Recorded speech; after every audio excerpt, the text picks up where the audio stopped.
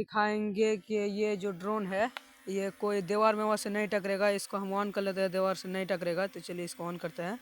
On करने के बाद आपको हम दिखाएंगे।